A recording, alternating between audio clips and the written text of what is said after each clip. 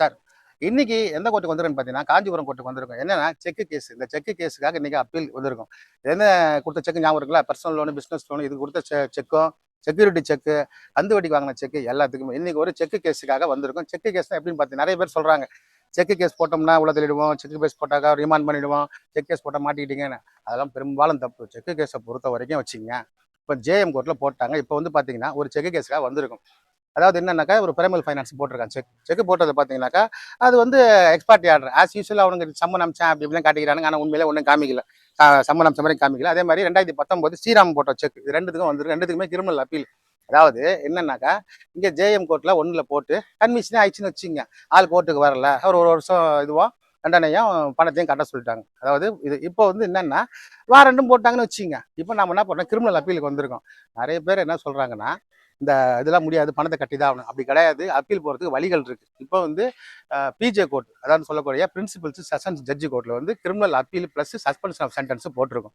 இதுலேயும் நிறைய பேர் என்ன நமக்கு கேள்வி பதில் அமைச்சிருக்காங்கன்னா, இல்லை சார் அப்படியே நீங்கள் அப்பீலுக்கே போனால் 20% பணம் கட்டணும் அப்படிங்கிறாங்க. அப்படிலாம் கூட கிடையாதுங்க. 20% பணம் கட்டணுங்கிறது சொன்னால் கூட அதுக்கு பார்த்தீங்கன்னாக்கா முக்கியமான ஜட்ஜ்மெண்ட் இருக்குது. Jumbo Bhandari with industrial development corporation ஒன்று ஜட்ஜ்மெண்ட் இருக்குது. இதில் ஜட்ஜுங்க என்ன சொல்கிறாங்கன்னா, நீங்கள் ஏதோ ஒரு லோன் வாங்குறீங்க, ஏதோ ஒரு செக் சந்தர்ப்பத்தில் கொடுக்குறீங்க, அதை வச்சு அவங்க கேஸும் போட்டுடுறாங்க. ஒரு வேளை நீங்கள் பணத்தை கட்ட சொல்லணும், இல்லை உங்களுக்கு சில மாதங்களோ சில வருடங்களோ தண்டனை கொடுத்தா கூட நீங்கள் அப்பீலுக்கு போகும்போதோ அந்த 20% பணத்தை கட்ட முடியலன்னா அதுக்கு ஒரு நியாயமான காரணத்தை கேட்குறாங்க. இப்போ நியாயமான காரணம் இப்போ என்ன சொல்லலாம், இப்போ நாங்கள் வந்து 2 கேஸுமே பார்த்தீங்கன்னாக்கா ஒன்று 2019 லோன், ஒன்று 2021 லோன். ரெண்டுத்துக்குமே எக்ஸ்பர்ட் ஆர்டர், அதாவது இமெயில் அமைச்சிருக்கிறாங்க. இமெயில் அமைச்சு அந்த காலத்தில் வந்து பார்த்தீங்கன்னாக்கா யாருக்கு வந்து தெரியும், விளம்பரமே முக்கால்வாசி இமெயில தான் அனுப்புறாங்க. உனக்கு அந்த லோன் வேணுமா, இந்த லோன் வேணுமான்னு சொல்லிட்டு. அதனால 2 பேரும் கொடுமா. அதனால பார்த்தீங்கன்னா அதனால உங்களை பொறுத்த வரைக்கும் இந்த லோனுக்கு இப்போ வந்து கிரிமினல் அப்பீல் போயிட்டோம். கிரிமினல் அப்பீல் சஸ்பெண்ட் ஆஃப் சட்டத்தை கொடுத்துட்டாங்க. ஸோ இந்த கிரிமினல் அப்பீலை பொறுத்த வரைக்கும் இப்போ இனிமேல்ட்டு தான் வந்து இனிமேல் நீங்கள் நம்பர் ஆகிடும். கிரிமினல் அப்பீல் நம்பர் ஆனதுக்கு அப்புறமா இந்த கோர்ட்டில் ட்ரையல் நடக்கும். இந்த கோர்ட்டில் ட்ரையல் நடந்ததுன்னா குறிப்பிட்ட சில நாட்களுக்கு இந்த ட்ரையல் நடந்துட்டு இருக்கு. அதுக்கப்புறமா வழக்கம் போல இந்த அப்பீல் வந்து இதுக்கு போயிடும், ஹைகோர்ட்டுக்கு போயிடும். அதனால செக்கு கேஸு உங்களுக்கு வந்து யாராவது சம்மன் அனுப்பிச்சிட்டாங்கன்னா, அதாவது 138 அப்புறம் வந்து உங்கள் கோர்ட்டில் கேஸ் போட்டு இந்த மாதிரி உங்களை இது பண்ண அதை பண்ணிவிடும், இதை பண்ணி முக்கால்வாசி பார்த்தீங்கன்னாக்கா பர்சனல் லோனில் இந்த மாதிரி வந்து மிரட்டல் வந்து ரொம்ப சகஜம். செக்கு கேஸ் போட்டால் எல்லாருமே கிரிமினல் கிடையாது. செக்கு கேஸ் வந்து நீங்கள் பார்த்தீங்கன்னா இந்தியாவில் பார்த்தீங்கன்னா கிட்டத்தட்ட பார்த்தீங்கன்னா 30% கேஸ் வந்து செக்கு கேஸ் தான் போட்டிருக்கிறாங்க. அதனால தொடர்ந்து செக்கு கேஸை பற்றி நம்ம அவேர்னஸ் கொடுத்துட்டு இருக்கோம். பர்சனல் லோனு, பிஸ்னஸ் லோனு இந்த மாதிரி வாங்கினவங்க, செக்யூரிட்டி செக் கொடுத்தவங்க, அந்த தண்டலுக்கு வாங்க கேஸ் இது பண்ணுறவங்க, இப்படி ஏகப்பட்ட செக்கு கேஸுக்கு தொடர்ந்து வந்து நீங்கள் இன்ஸ்டாகிராமில் ஃபாலோ பண்ணுங்கள். இது மேல் தொடரக்கூடிய இந்த முழு வீடியோ வந்து நீங்கள் யூடியூப்பில் வாட்ச் பண்ணுங்கள். இப்போ உதாரணத்துக்கு இந்த ஒரு 138 நெகோட்டியபிள் இன்ஸ்ட்ருமெண்ட்ஸ் ஆக்டில் போட்டிருக்கக்கூடிய செக் வந்து யார் வேணாலும் யார் மேலே வேணாலும் போடலாம். உதாரணத்துக்கு பார்த்தீங்கன்னா வங்கிகள் தான் போடணும்னு கிடையாது. தனிப்பட்ட நபர் வந்து தான் கொடுத்த கடனுக்காக வந்து இந்த செக்கு கேஸையும் வந்து அந்தந்த கோர்ட்டில் ப்ரெசென்ட் பண்ணலாம். ஆனால் இதில் வந்து பேங்க் போடுற அந்த கேஸுக்கும் தனிநபர் போடுற கேஸுக்கும் வந்து நிறைய வித்தியாசங்கள் இருக்குது. எப்படி பார்த்தீங்கன்னா பேங்க் வந்து மாசாக போடுவாங்க கேஸ். ஆனால் தனிநபர் பொறுத்த வரைக்கும் ஒருத்தர் மேலே போடுற கேஸ்.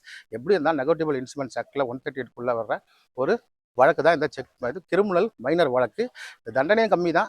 பட் இது ப்ராப்பராக ஒரு அட்வொகேட்டை வச்சு நீங்கள் ரெப்ரசன்ட் பண்ணி நீங்கள் ப்ரொசீட் பண்ணிங்கனாக்கா அதுக்கு வந்து செட்டில்மெண்ட்டோ அப்படி இல்லைன்னா வேறு சில ஆப்ஷன்ஸோ அப்படின்றத பார்த்துக்கிட்டு நீங்கள் தொடர்ந்து இந்த வழக்குகளை எதிர்கொண்டு நீங்கள் அதை வெற்றியும் காணலான்னு சொல்லிக்கிறேன். அதே போல் இது முக்கியமாக வந்து பேங்க் வந்து உங்களுக்கு போடுற செக் பெரும்பாலான கேஸ் நான் ஜெயிக்காது அப்படின்னு சொல்லியிருக்கேன்.